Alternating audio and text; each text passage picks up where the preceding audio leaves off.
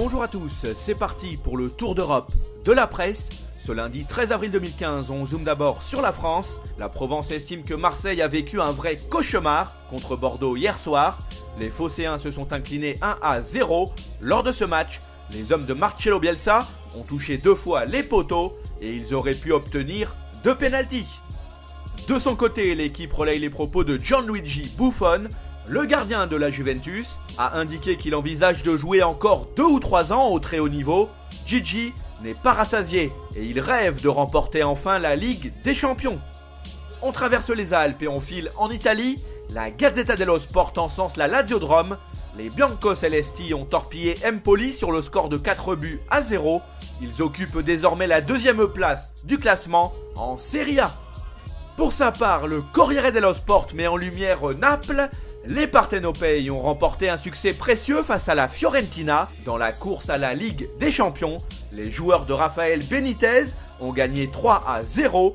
Au classement, ils sont 4e et possèdent une longueur d'avance par rapport à la Viola. Cap vers l'Espagne, Marca juge que le bras de fer entre l'Atlético Madrid et le Real sera terrible demain soir. Pour ces journalistes, cet affrontement ressemble à une finale, même si ce ne sera qu'un quart de finale aller de la Ligue des Champions.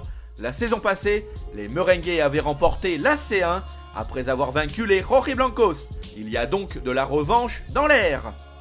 En ce qui le concerne, Sport souligne le fait que Neymar ne s'entend pas si bien que cela avec Luis Enrique. À ses yeux, le coach du Barça le remplace trop souvent au cours des matchs. Cette saison, le goléador brésilien a quitté le terrain à 15 reprises en 34 rencontres. On boucle la boucle avec un détour en Angleterre. Le Daily Mirror évoque le derby entre Manchester United et City. Les Red Devils ont gagné logiquement sur le score de 4-2. Dans le camp des Citizens, tout le monde ou presque a le moral dans les chaussettes. Le Daily Express, quant à lui, retranscrit les déclarations de Manuel Pellegrini. Le coach chilien a insisté sur le fait qu'il est le principal fautif après ce revers cuisant. En coulisses, le nom de Patrick Vieira circule pour le remplacer jusqu'à la fin de la saison. Voilà, ce tour d'Europe de la presse est terminé. On se retrouve très vite pour une nouvelle édition. En attendant, vous pouvez consulter en temps réel l'actualité sur le site de Top Mercato, nos applications pour mobile et tablette, de même que nos pages Facebook et Twitter sont aussi à votre service. À bientôt.